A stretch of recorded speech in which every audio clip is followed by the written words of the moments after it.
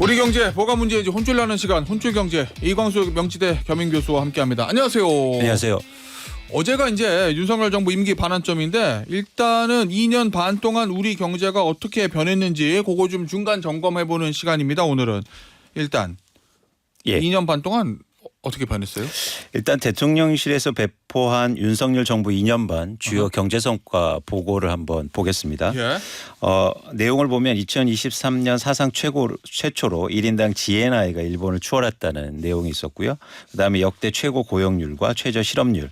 고용률을 보면 69.2%, 그다음에 실업률은 2.7% 내용입니다. 예. 그다음에 윤 정부 출범 이후 역대 수출 최고치 기록 갱신했다라는 이야기가 있었고요. 그다음에 역대 최고로 방산 수출하고 그래서 정부 출범 이후 약 300억 달러 이상 이렇게 수출을 달성했다라는 이야기가 일단 성과로 발표했습니다. 아니 이게 어느 정부든지 간에 네. 뭐 윤석열 정부 그렇고 문재인 정부, 박근혜 정부, 이명박, 노무현 정부 다 뭐 계속 김대중, 김영삼 정부까지 네. 이 경제 성과 발표하라고 그러면 굉장히 막 좋은 것 같거든요. 그렇죠. 근데 막상 몸으로 느껴지는 건 안 그렇단 말이에요. 하나씩 좀 보죠. 그러니까 예를 들어서 이런 거죠. 그러니까 경제 성과라는 거를 말씀하신 것처럼 앵커님 말씀하신 것처럼 좋은 점만 볼 수 있는데 예를 들어서 나쁜 것만 찾아봐라. 그것도 한없이 찾을 수 있거든요. 예를 들어서 이럴 수 있습니다. 지금 윤석열 정부에서 가계부채 역대 최고치 기록했고요. 재정 적자가 100조 원 이상 달성하고 있고 내수 소비가 크게 감소하고 있고 자영업자 폐업이요. 2023년도에 무려 98만 명이 폐업자 수가 이루어져서 역대 최고치 달성하고 있습니다. 청년 실업률은 6.7% 정도 되고요. 이런 것만 보면 또 경제가 굉장히 안 좋은 거 아니야? 정부가 한 게 뭐 있나? 뭐 이런 판단을 할 수 있는 거죠. 이 통계란 게 좋은 정부 입장에서 보면 긍정적인 통계, 부정적인 통계 다 있을 수 있는 건데 그렇습니다. 항상 성과 발표할 때는 긍정적인 것만 모아서 이제 발표를 하고 그렇죠. 부정적인 건 잘 발표 안 하니까 긍정적인 거, 부정적인 거 플러스 마이너스 하면 이제 국민들의 체감을 어떻게 느끼는지 그게 이제 결론이 되겠네요. 네네. 자, 일단 이거부터 좀 보죠. 하나씩 보면 실질 경제 성장률 요거부터 좀 볼까요? 일단 윤석열 정부 들어서서 실질 경제 성장률이 하락하고 있는데요. 일단 2022년에 보면 실질 경제 성장률이 2.6%였고 그다음에 지난해에는 1.4%를 달성했습니다. 그러니까 우리나라의 잠재 성장률 이하의 성장률을 보여주고 있고요. 과거 문재인 정부를 보면 한 2% 후반대에서 3%대 그리고 또 하나 감안해야 될 게 코로나가 있었기 때문에 그런 걸 감안하면 실질 성장률은 하락했다 이렇게 판단할 수 있습니다. 알겠습니다. 이거 수출 좀 볼까요? 네. 수출은 이거 너무 잘 됐는데 이러고 굉장히 자신감 보였던데. 그렇습니다. 일단 수출이 13개월 연속 증가하고 있고요. 그다음에 10월 기준으로 해서 역대 최고치를 기록했습니다. 반도체하고 자동차 부분이 굉장히 수출이 증가하는 모습을 보여주고 있습니다. 그런데 중요한 건 경제에서 성장률이거든요. 그러니까 얼마나 증가했다는 그런 차원에서 수출을 보면 수출 증가율이 3분기 들어서 둔화되고 있는 모습을 보여주고 있어요. 그래서 수출 성장률이 1분기에는 8.1%, 2분기에는 10%에서 7월에는 13.5%까지 증가했다가 8월에는 11%, 9월에는 7.5%, 10월에는 4.6%로 성장률이 좀 둔화되고 있는 모습을 보여주고 있습니다. 그건 왜 그런 거예요? 일단 반도체 분야라든가 그러니까 자동차 부분 수출이 감소하고 있기 때문입니다. 제일 큰 분야인데 성장률이 떨어지고 있는 거죠. 알겠습니다. 네. 어쨌든 성장률은 떨어져도 수출 이게 절대량 자체는 이제 안정적으로 굴러가는 건데. 네네. 이게 결국 수출만으로 먹고 우리 수출이 제일 중요하긴 하지만 내수도 좋아야 되잖아요. 그렇습니다. 내수가 민간 소비 이게 별로 좀 안 좋다 뭐 이런 얘기도. 그러니까 우리나라 GDP에서 그냥 러프하게 보면 대략 보면 내수 소비가 차지하는 게 50% 정도를 차지하고 있어서 굉장히 크게 나타내고 있죠. 차지하고 있는데 민간 소비 증가율을 보면 특히 2023년부터 분기별로 크게 성장률이 감소하는 모습을 보이고 있습니다. 그래서 1% 내외대 성장률을 보여주고 있거든요. 그러니까 민간 소비가 예를 들어서 물가 상승률을 감안하면 거의 마이너스 성장률을 보여주고 있다 이렇게 판단하시면 됩니다. 교수님 이 수치가요 줄어드는 게 확확 느껴져요. 그렇습니다. 2022년 1분기에는 4.3%였는데 2년 만에 지금 1.3%면 뭐 몇 배가 빠진 거예요? 몇 퍼센트가? 그렇죠. 아니 이건 왜 그러는 거예요? 왜냐하면 물가가 아직 높긴 하지만 물가 상승률 폭은 줄어든다. 그 얘기는 조금씩 잡힌다는 건데. 그렇죠. 그런데 이 민간 소비가 계속 늘어나지 않는 이유는 뭐예요? 일단 가계가 소비를 네. 줄이고 있기 때문이고요. 여력이 없다는 건가요? 예, 직접적인 이유는 가계부채가 증가해서 예. 이자 비용이 크게 증가했고 그리고 그러니까 소비가 증가하려면 예. 미래 경제 전망에 대해서 좀 긍정적인 판단을 해야 되지 않습니까? 그래야 예를 들어서 내구재 소비들 예. 자동차도 사고 예를 들어서 인테리어도 하고 이런 내구재 소비가 증가할 수 있는데 예. 지금 가계가 느끼는 경제에 대한 전망이 굉장히 나빠지고 있다는 거죠. 그런 측면에서는 소비와 여력도 줄어들고 있고 예. 미래에 대한 전망이 불확실하니까 소비를 줄이고 있다 이렇게 판단할 수 있습니다. 지금 살기도 퍽퍽하고 앞으로도 나아질 것 같지 않기 때문에 네, 지갑을 닫고 그렇습니다. 돈을 좀 아끼자 뭐 그렇죠. 이렇게 그렇죠. 저 가계의 경제 주체들이 판단을 한다는 건데 네, 알겠습니다. 이거 좀 보죠. 네. 부동산. 음. 대통령실에서는 부동산 시장이 안정됐다 이렇게 얘기했거든요. 네. 이게 어떻습니까? 지표 보면. 일단 객관적인 지표를 보면 실거래가 상승률만 보면 예. 문재인 정부보다 상승률이 높게 나타나요.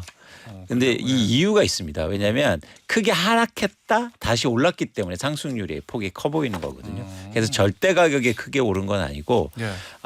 집값이 떨어졌다가 오르니까 상승률이 이제 크게 올라간 것으로 이때 나타내는데 전반적으로 부동산 시장이 안정됐다고 판단할 수는 없습니다. 여전히 전세 가격이 계속 오르고 있고 그다음에 가격도 불안한 상황이기 때문에 그리고 주택 공급도 원활하게 이루어지지 못하고 있어서 안정화가 됐다 이렇게 정부의 판단대로 시장을 이해하기에는 좀 어렵지 않느냐 생각하고 있습니다. 알겠습니다. 앞서도 말씀드렸지만 대통령실에서는 이제 좋은 지표를 많이 발표했는데 상대적으로 나쁜 지표도 있죠. 모든 경제가 그렇듯이 네. 어느 정부나. 자 그러면 여기서 중요한 거 2년 반 경제 성과 점수를 좀 주시죠. 몇 점을 주시겠습니까? 사실 제가 이거 어제부터 굉장히 고민을 많이 했거든요. 그래서 고민되죠. 이게 점수 주는 거. 예. 제가 AI한테 물어봤어요. AI한 주관적인 판단보다는 AI에게 맡기자. 예. 그랬더니 경제 전문가들의 평균 점수가 한 60점 내외라고 합니다. 오. 그런데 저는 예. 상대적으로 더 낮은 점수를 줄 수밖에 없고요. 한 예. 50점 정도 주고 싶습니다. 이유는요? 그러니까 가장 큰 이유는 뭐냐면 경제를 어느 측면에서 바라보냐는 거죠. 예를 들어서 기업 측면에서는 뭐 환율이 올라서 수출이 증가하고 상대적으로 기업 여건이 좋아졌다고 판단할 수 있겠지만 예. 중서민 입장에서는 소비가 감소하고 아까처럼 가계부채가 막 늘어나고 집값은 안 떨어지고 그러니까 이게 불안하고 이런 상황 속에서는 이런 중서민의 입장에서는 경제가 굉장히 어려워졌다라고 판단해서 저는 50점 이상은 주기는 좀 어렵지 않느냐 생각하고 있습니다. 알겠습니다. 아직 2년 반이 남았어요. 네. 근데 뭐 윤석열 정부의 성공 뭐 여부 이런 걸 떠나서 일단 정부의 경제 정책을 성공해야 그렇습니다. 우리 국민들이 살기가 좋으니까. 그렇죠. 예. 야 정부 경제적 80점 이상 줄 수 있어요. 그럼 우리가 살기 좋다는 거잖아요. 네. 어찌 됐건 네. 그렇게 하려면 네. 뭘 해야 됩니까? 윤 정부는. 그러니까 가장 나머지 중요한 2년 반 게 동안. 가장 중요한 게 정부가 할 수 있는 것과 없는 것을 구별해야 돼요. 그러니까 예를 들어서 반도체 수출을 증가시키는 건 정부가 할 수 없는 겁니다. 근데 지금 윤석열 정부는 계속 수출 얘기를 하고 있다는 거죠. 예. 수출은 대외 경제 변수가 있기 때문에 예를 들어서 저희가 우크라이나 전쟁을 뭐 금지시킬 수 못하게 할 수는 없지 않습니까? 기름값 떨어뜨리게 할 수 없는 거고. 그렇죠. 그런 그래서 거. 예. 정부가 할 수 있는 거에 집중했으면 좋겠다. 그게 대표적으로 예를 들어서 내수라는 거죠. 내수 소비를 증진시키고 뭐 가계라든가 어떤 그런 부분에 대해서 신뢰를 주는 그런 정책들을 충분히 할 수 있다. 그래서 할 수 있는 것에 집중해서 특히 국내에 내수에 좀 집중해서 보면 좋겠다는 말씀을 드리고요. 또 하나 뭐냐면 이 큰 방향이 있거든요. 예를 들어서 정부가 이번에 경제 정책을 설명하면서 이제 앞으로 뭘 할 거냐 질문을 한 것 중에 가장 이제 도드라지는 답변 중에 뭐냐면 상속세를 인하하겠다. 이런 얘기를 합니다. 물론 의미가 있을 수 있어요. 근데 지금 국내에서 상속세를 납부하는 연 인원이 2만 명 내외입니다. 그러니까 지금 전체 경제의 활성화를 위해서는 좀 더 범위가 넓은 경제 정책을 추구하는 게 맞지 않느냐 그런 생각을 좀 해봅니다. 알겠습니다. 자 이제 다음 주제는 네. 미국으로 가겠습니다. 미국. 네. 트럼프 전 대통령이 당선이 돼서 이제 당선인이 됐습니다. 트럼프 2기가 4년 만에 출범을 하는 거예요. 그러면 항상 얘기 나오듯이 트럼프 노믹스. 네. 관세 내리고 아메리카 퍼스트 하고 요거 우리 그거에 따라서 우리 경제에 어떤 영향이 있을까? 요거 볼 거거든요. 제일 중요한 것 중에 하나 관세 정책. 그렇습니다. 예. 예. 중국산 광세에 왕창 물리고 그렇습니다. 한국산에도 좀 물리고. 네. 그러면 이제 우리 경제는 어떤 영향이 있어요? 일단 안 우리나라 좋죠? 그렇죠. 일단 네. 수출 중심 국가이기 때문에 이제 관세에 대한 문제가 생기면 한국은 죄송합니다. 상대적으로 어려움을 겪을 가능성이 있고요. 지금 미국의 트럼프 대통령 입장에서는 예. 어쨌든 자국 기업 중심의 경제를 계속 추구할 가능성이 있기 때문에 계속 관세 문제가 불거질 수 있다. 예. 또 하나 이제 가장 크게 우려되는 사항은 한국의 기업들이 미국에 투자를 굉장히 많이 하고 있잖아요. 예. 거기에서 예를 들어서 칩스법이라는 걸 그러니까. 통해서 혜택을 많이 주고 있다는데 지금 미국 정부의 가장 큰 걱정거리는 뭐냐면 그거 줄인다며요. 적자예요. 적자. 미국은 적자. 네, 그렇죠. 그런데 미국에서 지금 트럼프 대통령이 또 얘기하는 게 법인세를 인하하겠다. 예. 그러면 세입은 더 줄어들 거 아닙니까? 예. 그럼 반대로 이런 혜택을 계속 줄 수 없다는 거죠. 어허. 그래서 이게 상충되는 부분이 있기 때문에 예. 한국 기업들의 가장 큰 우려는 이 수출 문제. 특히 예. 또 하나는 뭐냐면 미국에 지금 투자를 많이 하고 있는데 실제로 약속된 그런 혜택을 그러니까. 받을 수 있느냐가 좀 예. 우려 사항입니다. 아니 그러니까 지금 바이든 정부 때 야 여기다 공장 지으면은 돈 많이 줄게 혜택 줄게 그래서 삼성전자건 현대자동차건 거기다 투자하는 거잖아요. 그렇죠. 그런데 트럼프 대통령이 이제 다시 돌아왔어. 싫은데? 라고 해서 끊으면 보조금을. 네. 그럼 삼성전자하고 현대자동차는 막대한 손해라고 그래야 되나? 기대 이익이 줄어드는 건데. 그렇습니다. 예. 그러니까 일각에서는 어떤 말을 전문가들이 또 하냐면요. 그러면 공장 안 지으면 된다 이런 말을 하는데 근데 그럴 수 그게 불가능해요. 왜냐하면 이미 짓고 있고요. 예.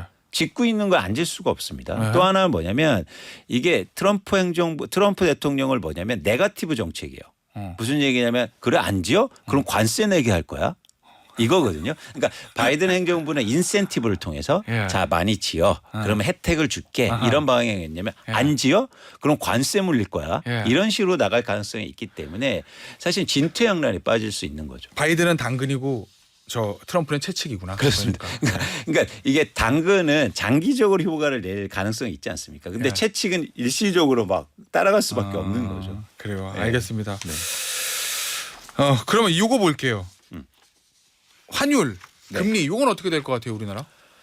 그러니까 그러니까 시장에서는 일단 고환율과 일종의 고금리를 예상하고 있는데 이건 네. 불확실성이 있습니다. 왜냐하면 트럼프 대통령이 환율이나 금리를 결정할 수 없다는 거예요. 예. 그렇기 때문에 예를 들어서 이게 뭐 트럼프 대통령이 된다고 그래서 환율이 올라갈 거야. 예, 미국 금리 예. 예, 미국 금리. 그래서 미국의 연준 의장도 난 그만 안 둬. 이건 내 거야. 이렇게 얘기하지 않습니까? 예. 그런 차원에서 여러분들이 경제 전망을 할 때 트럼프 행정부가 들어선다고 해서 환율이 갑자기 급등하거나 예. 예를 들어서 막 고금리로 간다 이렇게 예측하는 건 좀 무리가 있다. 아. 실제로 트럼프 행정부가 집권했을 예를 들어서 8년 전에는 집권 당시에는 환율이 오히려 떨어지거든요. 예. 그러니까 그런 측면에서 이렇게 쉽게 이게 아까도 일치된 측면이 있는 거예요. 트럼프 대통령이 할 수 없는 게 있거든요. 예. 그건 환율과 금리는 할 수 없는 거다. 그래요? 예. 이렇게 보고 있습니다. 알겠습니다. 아니 원래 사실은 연준이 미국 재무부 중앙정부하고 독립돼 있는 거니까 그렇죠. 그만두지 않는 게 너무나 당연한 건데 연준 의장이 나 절대 그만두지 않을 거야라고 말하는 것 자체가 네. 야 트럼프의 압박이 시작될 수 있겠구나. 뭐 그거를 보여주는 것 같아서 전 재밌더라고요. 네, 그만두지 않는 거 네. 너무 당연한 거를 그렇게 심각하게 얘기하니까. 네. 자 증시하고 저 비트코인 좀 보죠. 증시 지금 미국에서 트럼프 랠리가 이어지고 있다 이런 보도가 있던데요. 그렇습니다. 지금 뭐 주요 지수들이 계속 상승하고 있는 모습이고요. 특히 빅테크 회사를 중심으로 해서 크게 뭐 이렇게 주가가 오르고 있는 상황입니다. 예. 그러다 테슬라 엄청 올랐다면서요. 그렇죠. 그거는 뭐 좀 특수한 상황이죠. 일론 머스크가 일단 베팅을 한 거 아닙니까? 예. 그걸 이제 맞춘 거고요. 제대로 했네요. 예. 그래서 이제 그런 증시가 오르고 있는데 문제는 이겁니다. 이게 이제 지속 가능성이 있느냐. 그래서 일시적으로 그런 트럼프 효과 때문에 일시적으로 오른 거냐. 이제 지속 가능성이 있느냐. 그런 차원에서 지켜볼 필요가 있고요. 가장 우려 사항은 이런 거시경제 변수겠죠. 아까 말씀드린 것처럼 환율이라든가 금리가 그래서 의지대로 움직일 수 없는 부분이기 때문에 그런 측면에서는 거시경제의 불확실성 때문에 이런 증시의 상승세가 지속될 가능성이 있는가를 좀 고민해 볼 필요가 있다는 판단입니다. 수요일 날 당선됐으니까 목금 이틀이잖아요. 네. 우리나라 증시 기준으로 하면 네. 우리나라 증시에서도 이른바 뭐 트럼프 수혜주 네. 이런 것들이 좀 있어요. 일단 방산하고요. 조선주가 오르고 있는데 방산은 예. 방산은 어차피 이게 전 세계에서 방산을 생산할 수 있는 국가가 그렇게 많지 않습니다. 뭐 미국, 우리나라 정도. 그렇죠. 왜냐하면 네. 독일이나 일본은 생산이 안 되기 때문에 그렇기 때문에 제조업 강국들 중에서 무기 만들어서 외국에 팔 수 있는 나라는 미국하고 우리나라 정도. 그렇습니다. 예. 그래서 이제 미국 같은 경우 우리나라한테 예를 들어서 방산 얘기를 계속 하고 있는 거고 그래서 네. 트럼프 수혜주로 꼽히고 있고요. 이제 조선주 같은 경우에도 그러니까. 뭐냐면 예. 조선주가 흥미로운 게 뭐냐면 일단 트럼프는 화석 연료를 중점적으로 이제 이야기하고 있지 않습니까? 그러니까 미국에서 화석 연료가 나오는 게 LNG잖아요. 그러면 LNG를 수출하겠다는 거죠. 예. 근데 수출하려면 배가 필요합니다. 그게 LNG선인데 전 세계에서 LNG선을 가장 잘 만들 수 있는 우리나라예요. 그렇죠. 그러니까 그런 트럼프 효과가 직접적으로 영향을 미칠 수 있다 이런 판단을 하고 있어서 네. 주식시장에서 거의 유일하게 방산과 조선주가 좀 트럼프 수혜주로 꼽히고 있는 상황입니다. 아니죠. 트럼프 대통령이 죄송합니다. 트럼프 당선인이 윤석열 대통령이랑 통화하면서 네. 한국 조선업 이걸 딱 찍어서 얘기했다고 해가지고 그렇죠. 예, 저는 깜짝 놀랐어요. 뭐 반도체 이런 거 얘기할 줄 알았더니 조선업을 얘기하더라고. 그러니까 그런 측면이 굉장히 트럼프가 뭐라 할까요? 예리한 측면이 있다고 전 판단해요. 그러니까 뭐냐면 기업가적인 예. 어떤 애니멀 스피릿이 있는 예. 거죠. 그러니까 미국 입장에서는 한국의 조선이 필요합니다. 더군다나 지금 중국하고 이제 일종의 군비 경쟁 아니면 군비 경쟁 하는데 미국 내 조선업 자체가 지금 몰락을 해가지고 군함을 수리할 수도 없다. 그렇죠. 뭐 이런 보도 있으니까 맞습니다. 한국 조선업을 통해 가지고 군함 수리, 뭐 배 건조 이런 것까지 해보겠다 뭐 이런 생각인 것 같은데. 근데 어휴. 걱정스러운 게 또 그런 거죠. 뭐냐면 이제 미국에 와서 이제 도크 만들어라. 조선 도크. 이럴까 봐. 그러면 현대중공업이랑 하나오션이랑 또 다 미국의 그러니까요. 저 캘리프 샌디에고 이런 데다가 예. 그 조선소 지어야 되나? 아이고 참 힘드네. 예. 알겠습니다. 네. 자 뉴스 혼주 경제 여기서 마무리하도록 할게요. 명지대학교 이광수 겸임 교수였습니다. 감사합니다. 고맙습니다.